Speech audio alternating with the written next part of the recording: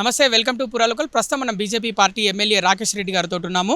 పహల్గామ్ ఘటనలో కేంద్ర ప్రభుత్వం వైఫల్యమే ఈ దాడికి కారణం, ఇంటెలిజెన్స్ వైఫల్యం. ముఖ్యంగా అక్కడ రాష్ట్ర ప్రభుత్వానికి కేంద్ర ప్రభుత్వానికి సమన్వయం సరిగా లేక అమాయకులు ప్రాణాలు కోల్పోయారని కాంగ్రెస్ శ్రేణులు ఆరోపిస్తున్నాయి.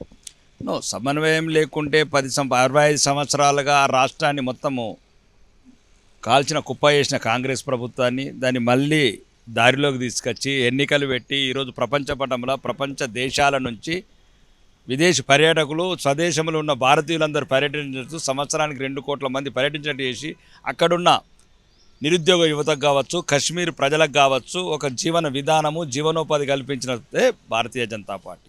అది ఒక్క రోజులో కాలేదు, 11 సంవత్సరాల నిరంతర శ్రమ.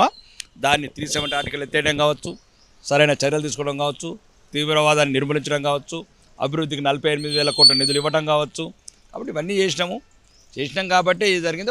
ఒక దుర్ఘటన జరిగింది, దాన్ని ఎదుర్కొని ఇట్లాంటి సంఘటనలు ముందుగా ఒక ఇంటెలిజెన్స్ అనేది ఒకటి ఉంటుందండి. ఇప్పుడు ఇందిరాగాంధీ ఎట్లా చచ్చిపోయిందండి? ఇందిరాగాంధీ ఇంటనే చనిపోయింది కదా. ప్రధానమంత్రి ఆల్రెడీ అంగరక్షకులు కాల్చారు. ఇంటెలిజెన్స్లో ప్రపంచవ్యాప్తంగా లోపం ఉంటుంది, అక్కడక్కడ దుర్ఘటనలు జరుగుతాయి, సంఘటనలు జరుగుతాయి.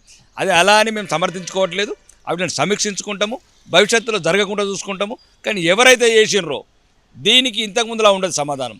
ఎట్లయితే హమాస్ మీద ఎట్లయితే గాజా దాడిని చేసిన ఇజ్రాయెల్, ఆ రకంగానే ఉంటుంది దాడి కూడా.